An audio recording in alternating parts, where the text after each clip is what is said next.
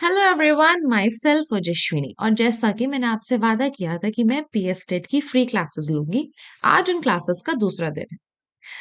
इस क्लास में हम जो टॉपिक शुरू करेंगे वो है ह्यूमन बॉडी। और मैंने ह्यूमन बॉडी ही क्यों चूज किया? मैंने ह्यूमन बॉडी इसलिए चूज किया, जैसे कि मैंने आपको पहले भी बताया था कि जो एक्सरसाइज फिजियोलॉजी होती है ना, वो एक नींव है फिजिकल एजुकेशन के बाकी सारे सब्जेक्ट्स को समझने के लिए। हमें अगर अपने बॉडी के स्ट्रक्चर के बारे में अगर हमें अपने बॉडी के फंक्शंस के बारे में पता होता है, तो बाकी सारे सब्जेक्ट्स के साथ हम अच्छे से रिलेट कर पाते हैं। इसीलिए मैंने सोचा कि हम ह्यूमन बॉडी से शुरू करेंगे। ह्यूमन बॉडी से शुरू करते हैं, so without wasting time let's get started. अगर हम लोग ह्यूमन बॉडी की बात करें ना, तो जो ह्यूमन बॉडी है वो किन चीजों से मिल के बना होता है, मतलब जो मानव शरीर है ना, वो किन चीजों से मिल के बना होता है। सबसे पहले तो वो सेल्स, सेल्स मतलब कोशिकाएं, टिश्यूज, ऑर्गन्स, इन सारी चीजों से मिलके एक मानव शरीर तैयार होता है। ठीक है। ह्यूमन जो बॉडी है वो तीन बेसिक लाइफ फंक्शंस करता है। कौन कौन से? पहले तो न्यूट्रिशन का ख्याल रखना, न्यूट्रिशन लेना, फिर इन्वायरमेंट के साथ इंटरैक्ट करना और रिप्रोड्यूस करना। तो ये जो ह्यूमन बॉडी है, जो आज हम फुल डेवलप्ड ह्यूमन है, या जो भी लिविंग ऑर्गेनिज्म होता है ना, तो वो कहाँ से डेवलप होता है? हमारा जो डेवलपमेंट है ना, वो बहुत छोटे लेवल से होता है। और जो फर्स्ट स्टेज है उसका नाम है सेलुलर लेवल। जो फर्स्ट स्टेज है उसका नाम है क्या? Cellular level. इस लेवल में क्या होता है, जो एक ह्यूमन बीइंग है ना, एक बहुत ही छोटे से सेल, जिसको हम लोग बोलते हैं जाइगोट, ठीक है, इससे बनता है। और जाइगोट किस चीज के फ्यूजन से बनता है? मेल गैमीट के स्पर्म से और फीमेल गैमीट ओवम से। ठीक है। जब इन दोनों गैमीट्स का फ्यूजन होता है, तब जाके जाइगोट बनता है। और वो जाइगोट के थ्रू फिर जाइगोट क्या होता है? Mitotic cell division. दो टाइप के सेल डिवीजन होते हैं, एक होता है माइटोटिक और दूसरा होता है मियोसिस। ठीक है। फिर इसमें सेल डिवाइड होते रहते हैं और हम एक फुल फ्लेश्ड ह्यूमन बीइंग बन जाते हैं। ये तो हमारा सेलुलर लेवल पे। अब दूसरा लेवल क्या होता है हमारा? Tissue level. टिश्यू मतलब त्वचा। हम्म। एक मिनट। Okay, sorry. टिश्यू मतलब क्या होता है? त्वचा।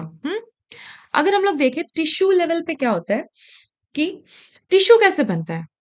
जब बहुत ढेर सारे सेल कंबाइन होके काम करें, तो फिर क्या होता है? टिश्यू। अगर मान लो एक सेल का ये ग्रुप है ग्रुप 1, दूसरे सेल का ग्रुप है ग्रुप 2, और तीसरे सेल का ग्रुप है ग्रुप 3। हम्म। तो ये जो ग्रुप है ये अलग टाइप का टिश्यू होगा, ये जो ग्रुप है ये अलग टाइप का टिश्यू होगा, और ये जो ग्रुप है ये अलग टाइप का टिश्यू होगा। इसीलिए जो टिश्यूज होता है वो ग्रुप ऑफ सेल से बनता है। और हमारी बॉडी में 4 बेसिक टाइप ऑफ टिश्यूज हैं। 4 बेसिक टाइप ऑफ टिश्यूज हैं। पहला क्या है? Epithelial tissue. दूसरा क्या है? Connective tissue. तीसरा है मस्कुलर टिश्यू। और चौथा है हमारा नर्वस टिश्यू। एपिथेलियल टिश्यू क्या होता है कि हमारे बॉडी के जो भी सरफेस है ना, जो भी बॉडी का सरफेस है उसको कवर करता है, और हमारे जो भी ऑर्गन्स है उनकी लाइनिंग्स को भी फॉर्म करता है। इसका मेन काम क्या होता है? एपिथेलियल टिश्यू का मेन काम होता है प्रोटेक्शन का। ठीक है। कनेक्टिव टिश्यू का मेन काम क्या होता है? ये हमें सपोर्ट प्रोवाइड करता है। ठीक है, हमारी बॉडी को सपोर्ट प्रोवाइड करता है। मस्कुलर टिश्यू का मेन काम क्या होता है? हमें हमारी बॉडी के मूवमेंट्स को प्रोड्यूस करता है, मूवमेंट्स को प्रोड्यूस करने में ये हेल्प करता है। फिर आता है हमारा नर्वस टिश्यू। नर्वस टिश्यू क्या होता है कि हमारे जो भी एक्टिविटीज हम करते हैं ना, उसको कोऑर्डिनेट करने में, उसको कंट्रोल करने में हेल्प करता है। ओके। अगर हम आगे चलें, फिर आगे हमारा सबसे पहले क्या था? हमारा सेल पे था, मतलब सेलुलर लेवल था। उसके बाद हमारा क्या आया? टिश्यू लेवल आया। टिश्यू लेवल के बाद क्या आएगा? हमारा ऑर्गन लेवल आएगा। ठीक है। ऑर्गन लेवल क्या होता है कि जब डिफरेंट टाइप्स ऑफ टिश्यूज एक साथ मिल जाएं, तो क्या होता है? ऑर्गन फॉर्म होता है। हम्म। जैसे कि ऑर्गन्स हम किसको बोलेंगे? जैसे हमारा हार्ट एक ऑर्गन है, हमारा लंग्स एक ऑर्गन है, हमारा ब्रेन, लिवर। ठीक है, ये सारे क्या है? ये ऑर्गन्स है। जब हमारे डिफरेंट काइंड ऑफ टिश्यूज जब एक ग्रुप फॉर्म कर लेते हैं तो एक ऑर्गन फॉर्म हो जाता है। और जब ये ऑर्गन एक साथ काम करने लग जाए तो हम उनको क्या बोलते हैं? ऑर्गन सिस्टम बोलते हैं। ठीक है? ऑर्गन सिस्टम हो गया, जैसे कि स्केलेटल सिस्टम होता है, मस्कुलर सिस्टम हो गया, डाइजेस्टिव सिस्टम हो गया और नर्वस सिस्टम हो गया। और उसके बाद जब ये सिस्टम्स एक साथ काम करने लग जाएं तो हम उनको क्या बोलते हैं? Complete human body. मतलब अब जो हमारा ह्यूमन बॉडी है इसमें क्या है, जो भी हमारे सिस्टम है वो एक साथ काम कर रहे हैं, तो हमें क्या होता है? कंप्लीट लिविंग ऑर्गेनिज्म बन जाएंगे। देखो, इससे देखो, पहले हम सेल से टिश्यू पे जाते हैं, टिश्यू से क्या होता है? ऑर्गन्स बनते हैं, ऑर्गन से क्या होता है? ऑर्गन सिस्टम बनता है, और फिर ऑर्गन सिस्टम के बाद क्या होता है? एक लिविंग ऑर्गेनिज्म बनता है। Okay, clear? यहां तक समझ में आ गया? बस इस चीज का ध्यान रखना है कि पहले सेलुलर लेवल पे क्या होता है, टिश्यू लेवल पे क्या होता है, फिर टिश्यू के बाद हमारे ऑर्गन्स फॉर्म होते हैं, ऑर्गन्स मिलके एक ऑर्गन सिस्टम बनाते हैं, और फिर ऑर्गन सिस्टम के बाद हम एक फुल फ्लेश लिविंग ऑर्गेनिज्म बन जाते हैं। अब हम बात करें सेल्स ऑफ ह्यूमन बॉडी। कितने टाइप्स ऑफ सेल्स है हमारे ह्यूमन बॉडी में? कितने टाइप्स ऑफ सेल्स प्रेजेंट है हमारी ह्यूमन बॉडी में? एक मिनट। अगर हम लोग सेल्स ऑफ ह्यूमन बॉडी की बात करें ना, तो सेल क्या होता है? सेल को हम एक ऐसी चीज मान सकते, मतलब एक छोटी इकाई, मतलब एक smallest functional unit of life. हम लोग इसको और क्या बोल सकते हैं? Smallest structural, functional, biological unit of life. All living organisms include humans, they are made up of cells. कोई भी लिविंग ऑर्गेनिज्म है, कोई भी जीवित ऑर्गेनिज्म है, वो सेल से मिलकर ही बना होता है।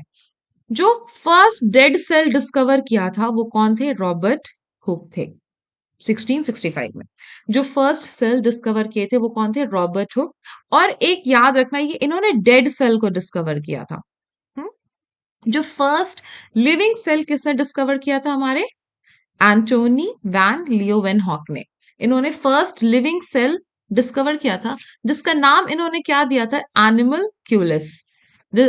उस सेल को इन्होंने क्या बोला था? एनिमल क्यूलिस। और इन्होंने एक बहुत ही सिंपल सा माइक्रोस्कोप यूज करके ये सेल को डिस्कवर किया था। यहां तक क्लियर हो गया? सेल क्या होता है? ये बहुत ही स्मॉलेस्ट स्ट्रक्चरल, फंक्शनल और बायोलॉजिकल यूनिट ऑफ लाइफ होती है। ठीक है? सारे जो भी लिविंग ऑर्गेनिजम्स आपके आसपास दिख रहे हैं, आप खुद सेल से मिलके बने होते हैं। जो पहला डेड सेल डिस्कवर किया था वो किसने किया था? रॉबर्ट हुक ने डिस्कवर किया था 1665 में। और फिर जो लिविंग सेल जिन्होंने डिस्कवर किया था वो थे एंटोनियो वैन लियोवेनहॉक ने। और ये क्वेश्चन अभी यूपीएलटी ग्रेड के पेपर में आया था, अभी जो रिसेंट जो पेपर हुआ है उसमें। और एंटोनियो सर ने उस लिविंग सेल का क्या नाम दिया था? एनिमल क्यूलिस। क्लियर? अब एक सेल थ्योरी भी आई थी। अब एक सेल थ्योरी भी आई थी। उस सेल थ्योरी का उस सेल थ्योरी को किसने दिया था? स्केल्डन और शेवान ने। स्केल्डर और शेवान ने। इन्होंने फिर इस चीज को मॉडिफाई किया क्या था? किसके द्वारा? रेडोल्फ के द्वारा। ठीक है? और इन्होंने सिर्फ 3 प्रिंसिपल्स दिए थे। सेल थ्योरी में इन्होंने कहा था कि कोई भी लिविंग ऑर्गेनिज्म है ना, वो या तो एक से ज्यादा सेल से मिलके बना होता है। कि कोई भी living organism, they are composed of one or more cell. ठीक है? जो भी जीवित है वो या तो एक सेल से बना हुआ है या तो एक से ज्यादा सेल से बना हुआ है। ठीक है जी, ये समझ में आ गया। अब जैसा कि मैंने आपको पहले बताया कि जो सेल है वो है basic unit of structure and function. और इन्होंने एक और चीज बताई कि जो भी न्यू सेल है ना, जो ऑलरेडी एग्जिस्टिंग सेल्स हैं उनसे डेवलप होता है। ठीक है? जो भी नए सेल बन रहे हैं वो किसके थ्रू बनते हैं? जो ऑलरेडी एग्जिस्टिंग सेल्स होते हैं, मतलब जो ऑलरेडी सेल्स प्रेजेंट हैं उनके थ्रू बन रहे हैं। ठीक है? ये 3 प्रिंसिपल्स दिए थे सेल थ्योरी के अंदर।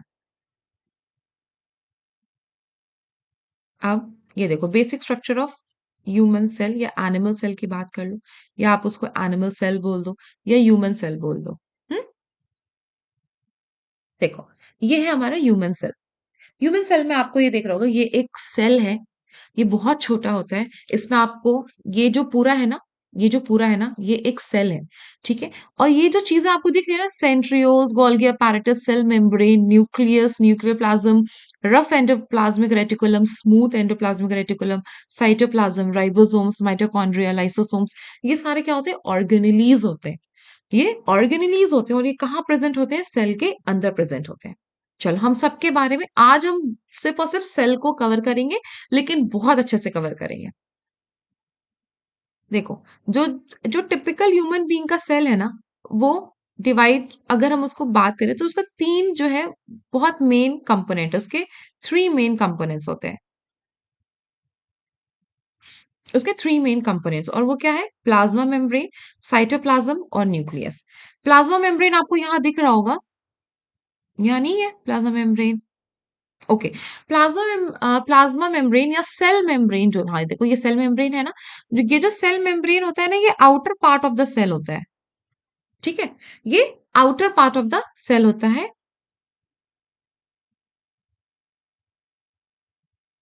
जो प्लाज्मा मेम्ब्रेन है, इसको हम लोग सेल मेम्ब्रेन भी बोलते हैं। ये outer part of the cell होता है। ये बहुत थिन होता है, मतलब बहुत ही पतला होता है, फ्लेक्सिबल होता है और सेमी परमिएबल होता है।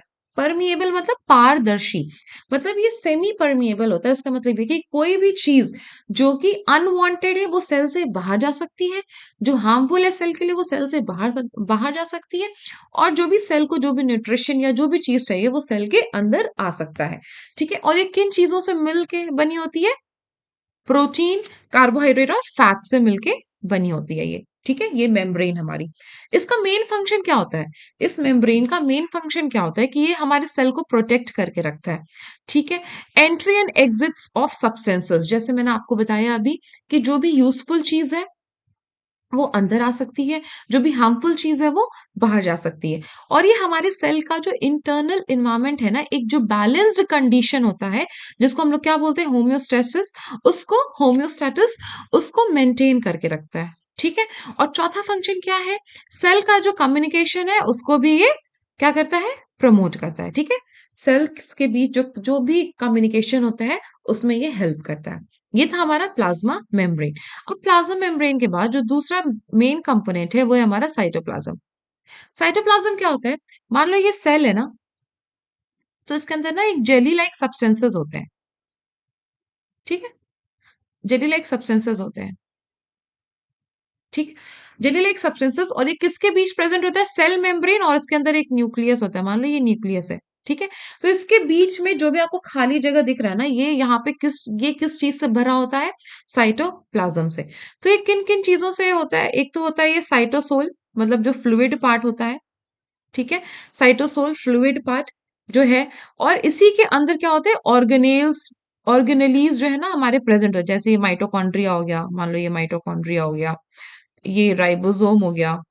हम्म। तो ये सारे ऑर्गेनेलीज भी साइटोप्लाज्म के अंदर ही प्रेजेंट होते हैं, और जो फ्लूइड पार्ट है ना, जो लिक्विड पार्ट है, वो भी इसी में प्रेजेंट होता है। तो इसके फंक्शंस क्या है? यहाँ पे सारे मेटाबॉलिक रिएक्शंस होते हैं। मेटाबॉलिक रिएक्शंस मतलब क्या होता है? सारे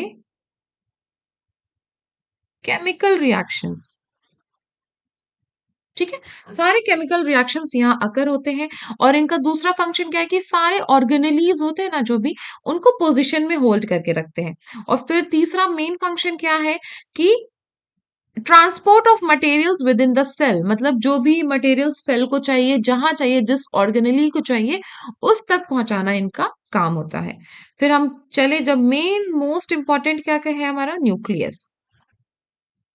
न्यूक्लियस के थ्रू ही क्या होता है? सेल की जितनी भी एक्टिविटीज है हम उन्हें कंट्रोल कर सकते हैं। अगर हम लोग न्यूक्लियस की बात करें तो इसका स्ट्रक्चर क्या होता है? पहले सबसे पहले न्यूक्लियर मेम्ब्रेन होता है, फिर न्यूक्लियर प्लाज्म होता है, न्यूक्लियोलस होता है, और उसके अंदर क्या होता है? क्रोमेटिन, मतलब डीएनए।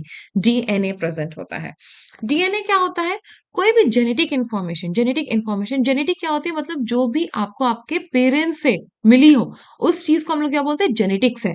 ठीक है? तो ये सारा जो एक्टिविटीज है जेनेटिक इंफॉर्मेशन वाला, सेल के डिवीजन का, ये सब कौन कंट्रोल करता है? न्यूक्लियस कंट्रोल करता है। अगर हम लोग इसके फंक्शंस की बात करें तो देखो, पहला फंक्शन क्या है? Control all the cell activities. ठीक है? कि कौन सी चीज़ बाहर जाएगी, कौन सी चीज़ एग्ज़िट करेगी, कौन सी चीज़ एंट्री करेगी, ये सब न्यूक्लियस का काम है। फिर सारे जेनेटिक इन्फॉर्मेशन को भी यही स्टोर करता है। जो भी सेल डिवीज़न होता है ना, चाहे वो माइटोसिस हो, चाहे वो मेयोसिस सेल डिवीज़न हो, उसको भी यही रेगुलेट करता है। और ये प्रोटीन के सिंथेसिस में भी हेल्प करता है। एक चीज़ याद रखना, जो आरबीसी होता है ना, मतलब जो हमारे रेड ब्लड सेल्स होते हैं, उसमें न्यूक्लियस नहीं होता है। ठीक है? अगर हम लोग और बात करें, तो ये 3 चीज़ थी, ठीक है? जो सेल के अंदर हमें बहुत ज़रूरी होती है। कौन-सा? पहले तो है हमारा प्लाज़्मा मेम्ब्रेन, फिर दूसरा है हमारा साइटोप्लाज़्म और तीसरा है न्यूक्लियस। इन तीनों का फंक्शंस हमें क्लियर हो गया।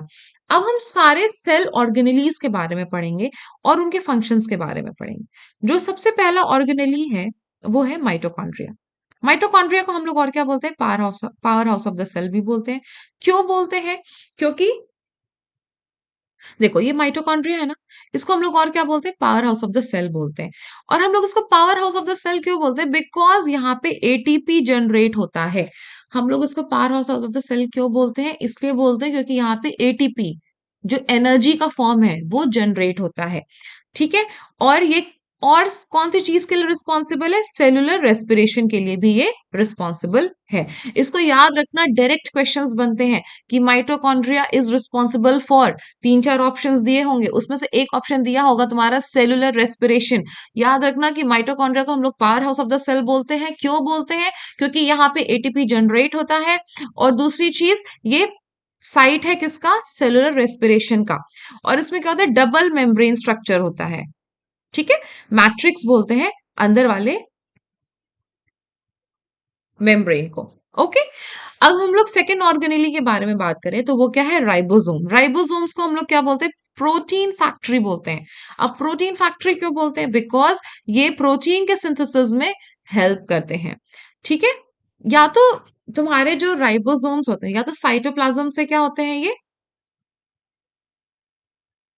या तो ये एंडोप्लाज्मिक रेटिकुलम, एक दूसरा ऑर्गेनेली है एंडोप्लाज्मिक रेटिकुलम, या तो वो उससे अटैच रहते हैं, या तो राइबोसोम्स फ्री साइटोप्लाज्म में घूमते रहते हैं। साइटोप्लाज्म मैंने आपको बताया ना क्या होता है? वो liquid part of the cell होता है। तो उसमें अगर या तो राइबोसोम्स तुम्हारे एंडोप्लाज्मिक रेटिकुलम के साथ जुड़ जाएंगे, या तो फिर साइटोप्लाज्म में फ्री घूमते रहेंगे। इनके पास कोई मेम्ब्रेन नहीं होता है। ठीक। अब हम लोग बात करेंगे एंडोप्लाज्मिक रेटिकुलम के बारे में। एंडोप्लाज्मिक रेटिकुलम दो टाइप के होते हैं, एक होता है रफ और एक होता है स्मूथ। जो रफ एंडोप्लाज्मिक रेटिकुलम, हम लोग किसी भी चीज को रफ इसलिए बोलते हैं, मतलब रफ एंडोप्लाज्मिक रेटिकुलम हम लोग इसलिए बोलते हैं, मान लो ये एंडोप्लाज्मिक रेटिकुलम है, मतलब एक जस्ट इमेजिन कि ये एक स्ट्रक्चर है एंडोप्लाज्मिक रेटिकुलम का। इसमें एक ये राइबोसोम ऐसे ऐसे ऐसे ऐसे राइबोसोम्स क्या होते हैं? जुड़े होते हैं। ठीक है? तो ये क्या हो गया? ये रफ होता है। ये क्या होता है? ये रफ होता है। अगर रफ एंडोप्लाज्मिक रेटिकुलम है, तो उसमें राइबोसोम्स अटैच होते हैं और ये प्रोटीन का सिंथेसिस करते हैं और ट्रांसपोर्टेशन में हेल्प करते हैं। और अगर स्मूथ एंडोप्लाज्मिक रेटिकुलम है, मतलब ये सिर्फ एंडोप्लाज्मिक रेटिकुलम है, इसमें कोई राइबोसोम नहीं जुड़ा हुआ है, तो हम लोग इसको बोलेंगे स्मूथ एंडोप्लाज्मिक रेटिकुलम। देखो यहाँ लिखा हुआ है नो राइबोसोम्स। ये जो रफ है वो प्रोटीन के सिंथेसिस में हेल्प करते हैं। ठीक है? लेकिन जो स्मूथ है वो किसके में हेल्प करते हैं? लिपिड के सिंथेसिस में। इस चीज को याद रखना, डायरेक्ट क्वेश्चंस बनते हैं। फिर आता है हमारा डिटॉक्सिफिकेशन ऑफ ड्रग्स, कि हम कोई भी मेडिसिन ले रहे हैं या कोई भी ऐसे हार्मफुल चीज जो हमारे बॉडी के अंदर है, उसको डिटॉक्सिफाई करने में भी ये हेल्प करता है। और एक और चीज, calcium storage into the muscle cells. Smooth endoplasmic reticulum किस चीज के लिए और रिस्पॉन्सिबल है? Calcium storage in the muscle cells. ठीक है? अब हम लोग नेक्स्ट ऑर्गेनेली पे चले, वो है हमारा गोल्गी अपैरेटस। गोल्गी अपैरेटस को हम लोग क्या बोल सकते हैं? ये किस में हेल्प करते हैं? सिक्रीटरी वेसल्स को फॉर्म करने में। ठीक है? ये सिक्रीशन में काम करते हैं। जैसे कि कोई भी हार्मोन सेक्रीट करना है या कोई भी ऐसी चीज सेक्रीट करनी है बॉडी को या सेल्स को, तो उसमें कौन काम आता है? Golgi apparatus. फिर हमारा नेक्स्ट ऑर्गेनेली क्या है? हमारा लाइसोसोम्स। लाइसोसोम्स को और हम लोग क्या बोलते हैं? सुसाइड बैग्स बोलते हैं। सुसाइड बैग्स क्यों बोलते हैं? बिकॉज इसमें क्या होता है कि एक, सॉरी, हुँ।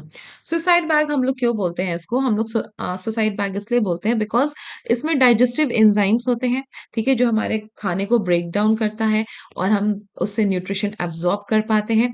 फिर वेस्ट मटेरियल का भी ब्रेक डाउन ये करता है। जो भी डैमेज्ड ऑर्गेनेलीज़ हैं ना, जो भी वियर एंड टियर वाले ऑर्गेनेलीज़ हैं, अगर उनका लाइफ स्पैन खत्म हो जाता है या वो डैमेज हो जाते हैं, तो उनको डिस्ट्रॉय करने का काम भी ये लाइसोसोम्स करता है।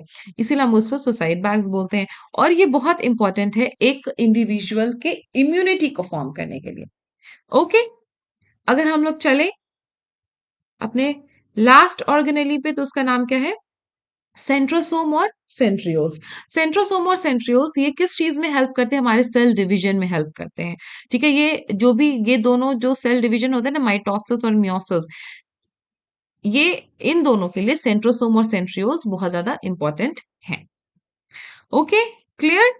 अब हम लोग चलते हैं कि कितने टाइप्स के सेल्स होते हैं हमारी ह्यूमन बॉडी में।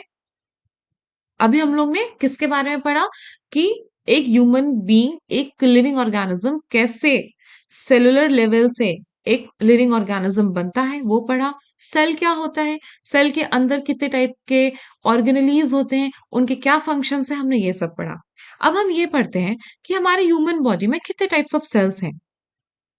ठीक है, अगर हम लोग सबसे पहले बात करें तो एपिथेलियल सेल्स। एपिथेलियल सेल्स क्या होते हैं? ये हमारे बॉडी के सरफेस एरिया को कवर करके रखते हैं। ठीक है, लिविंग ऑर्गन्स और मतलब लाइन ऑर्गन्स एंड कैविटीज, मतलब जो भी हमारे शरीर में हॉलो स्पेस है ना, ठीक है, और जो भी ऑर्गन्स है उनको फॉर्म करते हैं कौन से? Epithelial cells. जैसे कि एग्जांपल ले लो आप, स्किन के जो सेल्स हैं। फिर आगे हमारा मसल सेल्स। मसल सेल्स में क्या हो गया? ये 3 टाइप्स के होते हैं।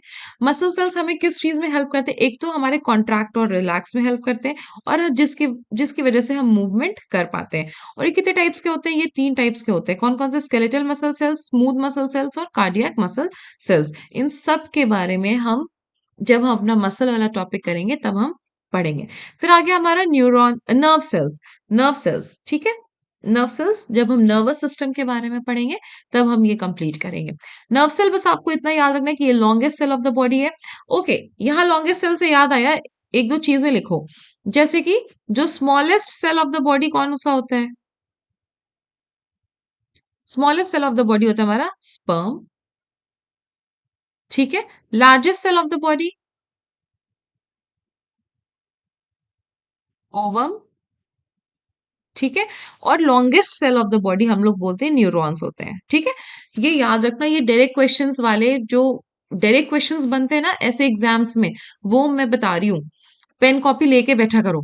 फिर आ गया हमारा ट्रांसमिट। जो हमारे नर्व सेल्स होते हैं वो किस में हेल्प करते हैं? अपने नर्व इम्पल्सेस को ट्रांसफर करने में। ठीक है, और ये किन किन चीजों से मिलके बने होते हैं? Dendrite, cell body, axon. हम इन सब के बारे में डिटेल में पढ़ेंगे जब हम नर्वस सिस्टम पढ़ेंगे। ओके, अब हम चलते हैं ब्लड सेल्स। ब्लड सेल्स कितने टाइप के होते हैं? 3 टाइप के होते हैं, एज यू ऑलरेडी नो।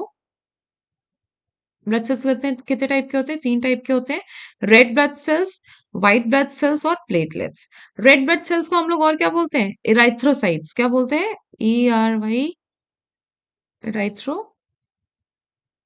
इराइथ्रोसाइट्स। ठीक है, ये रेड रेड इन कलर क्यों होता है? बिकॉज इसके अंदर क्या होता है? हेमोग्लोबिन होता है। ये ऑक्सीजन कैरी करता है और इसमें कोई भी न्यूक्लियस नहीं होता है।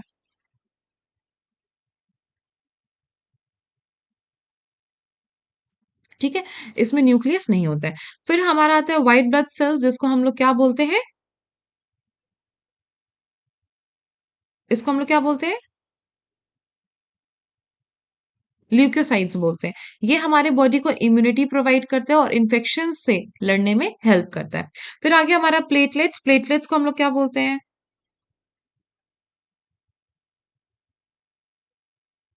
हम लोग प्लेटलेट्स को क्या बोलते हैं? थ्रोम्बोसाइट्स। थ्रोम्बोसाइट्स किस चीज में, प्लेटलेट्स किस चीज में हेल्प करते हैं? हमारे ब्लड के क्लॉटिंग में हेल्प करते हैं। ओके, अब जो बोन सेल्स होते हैं ना, वो और किस चीज में हेल्प करते हैं? जैसे कि 3 टाइप के बोन सेल्स होते हैं। पहले तो हमने पढ़ लिया, study of bone is known as, ये बताओ मुझे। Study of bone is known as osteology. ठीक है, study of blood is known as serology. ये जो मैं बता रही हूँ प्लीज इसका ध्यान रखो, राइट इट डाउन। मैं बार बार बोल रही हूँ कि ऐसे ही डायरेक्ट क्वेश्चंस आते हैं एग्जाम्स में, ये टेट एग्जाम्स में, टीजीटी पीजीटी एग्जाम्स में ऐसे डायरेक्ट क्वेश्चंस आते हैं। अगर हम लोग बोन सेल्स की बात करें तो तीन टाइप ऑफ बोन सेल्स है, मतलब three types of bone cells हैं। पहला क्या है, ओस्टियोब्लास्ट, ओस्टियोसाइट्स और फिर ओस्टियोक्लास्ट। ओस्टियोब्लास्ट क्या करता है, बोन की फॉर्मेशन में हेल्प करता है, मतलब किसी भी बोन को बनाने में हेल्प करता है। ओस्टियोसाइट्स बोन को मेंटेन करने में हेल्प करते हैं। और ओस्टियोक्लास्ट क्या करता है, बोन का रिजॉर्प्शन, मतलब बोन को तोड़ने या उसको खत्म करने के लिए ये सेल्स रिस्पॉन्सिबल है हमारे। ठीक। अब हमारे बॉडी में सेल कैसे बढ़ते हैं, तो वो बढ़ते हैं सेल डिवीजन के थ्रू। ज्यादा डिटेल जाने की कोई जरूरत नहीं है, जस्ट अंडरस्टैंड कि हमारी बॉडी में कि हम सेल से ह्यूमन बीइंग कैसे बन जाते हैं, बिकॉज ऑफ सेल डिवीजन। और सेल डिवीजन कितने टाइप्स के होते हैं, दो टाइप्स के, माइटोसिस और मियोसिस। माइटोसिस में क्या होता है कि ये सोमैटिक सेल्स, मतलब हमारे जो भी इंटरनल ऑर्गन्स होते हैं ना, बॉडी के जो भी इंटरनल ऑर्गन्स होते हैं, उसमें जो सेल डिवीजन होते हैं उसको हम लोग क्या बोलते हैं, माइटोसिस सेल डिवीजन। और ये किस चीज के लिए रिस्पॉन्सिबल है, हमारे किसी भी स्ट्रक्चर के ग्रोथ के लिए या उसके रिपेयर के लिए। जो सेल डिवीजन हो रहा है उसको हम लोग क्या बोलते हैं, माइटोसिस सेल डिवीजन बोलते हैं। अब हम लोग क्या बोलेंगे, और मियोसिस क्या होता है, मियोसिस होता है हमारे फॉर्मेशन ऑफ गेमीट्स, रिप्रोडक्शन के टाइम जो सेल डिवीजन होता है, जिससे कि क्या होता है कि हम एक ह्यूमन बीइंग बनते हैं।